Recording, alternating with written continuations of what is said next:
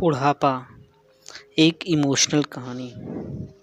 हर रोज की तरह दिनेश लाल जी अपने शाम के सैर सपाटे से लौट आए थे।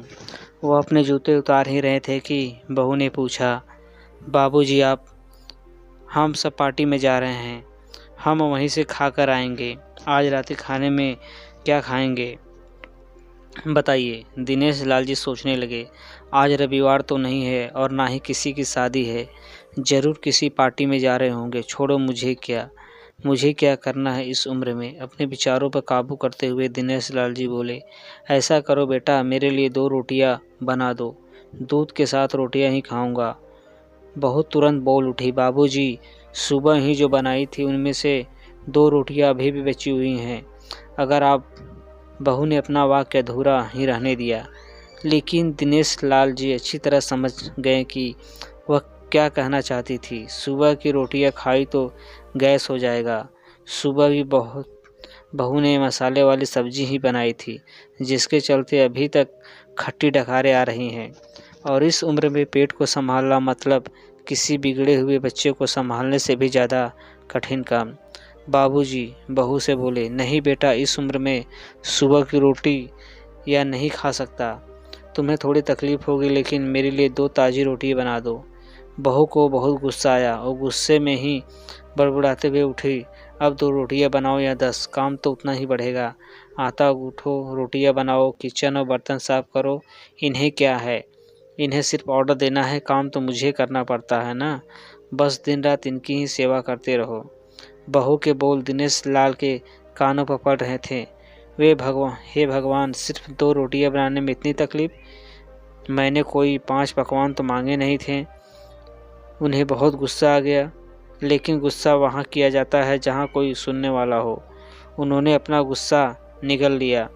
अब तो उन्हें जितनी जल्दी गुस्सा आता था, उससे जल्दी चला भी जाता था। दिनेश लाल जी को अपनी पत्नी की बहुत याद आई। निर्मला जी के जीते जी उन पर कभी भी बासी रोटी खाने की नौबत नहीं आई थी। उल्टा खाने में 10 चीज़ें और मिल जाती थी। खाने के साथ मीठा पापड़, अचार, दही, छाछ, सलाद और पता नहीं क्या क्या। दिनेश जी को बहुत बुरा लग रहा था। रहने दो बहू, मैं सुबह की रोटी ही खा लूँगा, फिजूल में तुम्हें तकलीफ़ होगी, और वैसे भी तुम्हारे हाथों की रोटियां बहुत ही मुलायम होती है।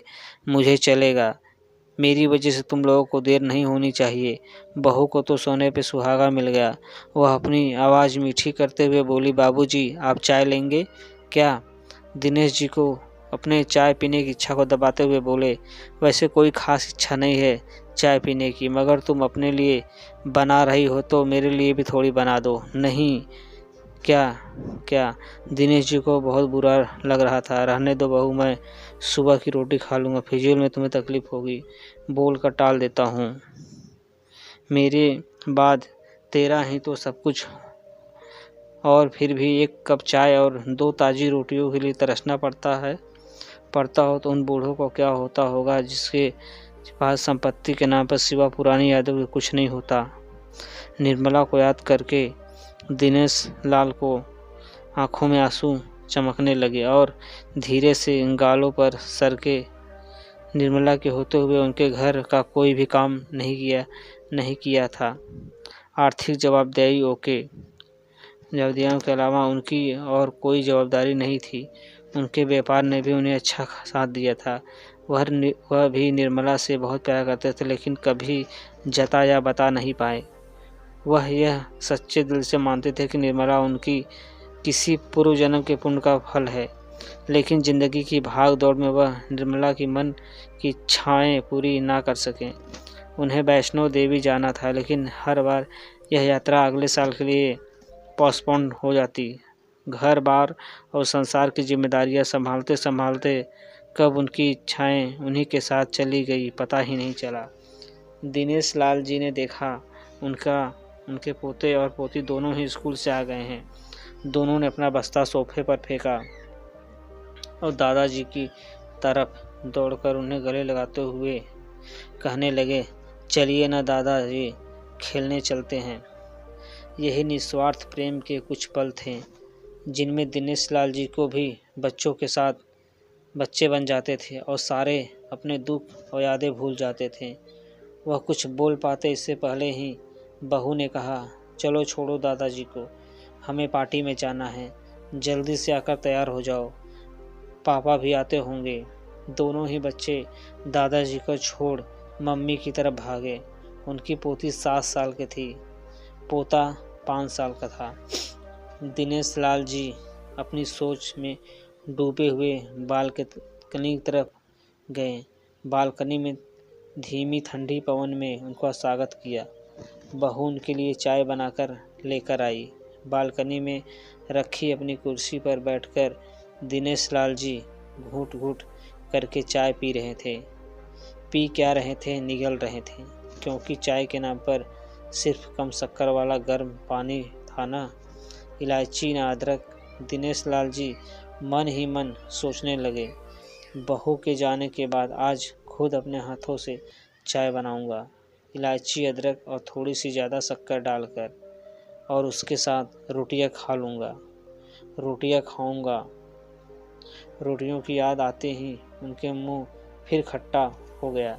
चाय खत्म होने पर खाली कप लेकर वह किचन में रखने गए तो वहां देखा कि बहू और बच्चों का कप धोके पड़ा था। उन्होंने भी अपना कप धोकर रख दिया। अपनी डायरी लेकर बालकनी में आ गए। बालकनी में बैठे बैठे उनकी नज़र सूखी हुई तुलसी के पौधों पर गई। उन्होंने एक लोटा पानी लाकर उसमें डाल दिया। कुछ मिनटों बाद ध्यान से देखने पर उन्हें पता चला कि सूखे हुए तुलसी के पौधों में नई कुपले जैसे मुस्कुरा रही हों। टूंडे याद आया कि निर्मला हर सुबह तुलसी को पानी और शाम को दिया दिखा ही दी थी। अब तो शाम को ना तुलसी को ना ही भगवान के मंदिर में दिया जलता है।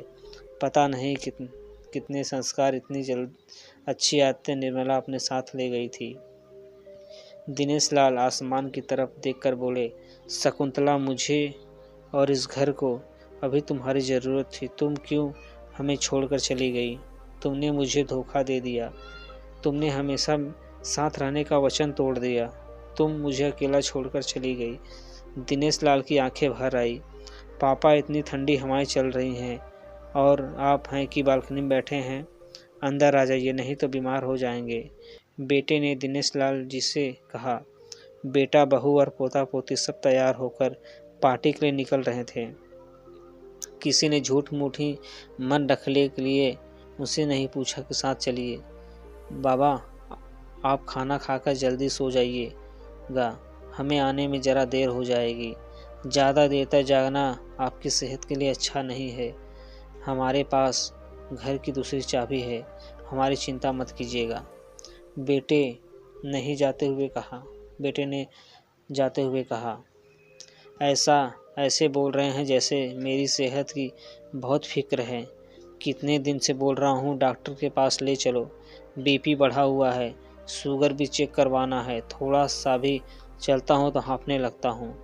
बेटा कहता है कि बुढ़ापे में सब तो होता ही है, ज़्यादा भ्रम मत पालिए। वाह बेटा, बूढ़े बाप के पास बैठने के लिए थोड़ा सा भी टाइम नहीं है तेरे पास, और पार्टी के लिए टाइम ही टाइम है। ऐसे अनगिनत विचार उनके दिमाग में चल रहे थे, लेकिन फिर भी उन्होंने हाँ में सिर हिलाया। सभी पार्टी में चले गए। दिनेश लाल जी हाल में रखे कुर्सी पर आकर बैठ गए।